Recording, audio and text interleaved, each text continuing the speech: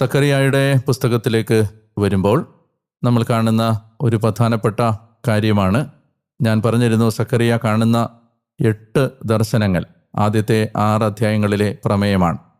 നമ്മൾ ആദ്യത്തെ ഒരു 4 ദർശനങ്ങൾ കഴിഞ്ഞ എപ്പിസോഡിൽ കണ്ടിരുന്നു. എന്നാൽ ഇനി 5-ാമത്തെ ദർശനം നമ്മൾ കാണുന്നത് ഒരു വിളക്ക് തണ്ടിൻ്റെ ദർശനമാണ്. ആ വിളക്ക് തണ്ടും അതിൻ്റെ 2 വശത്തുമായി ഒലിവ് മരങ്ങളും.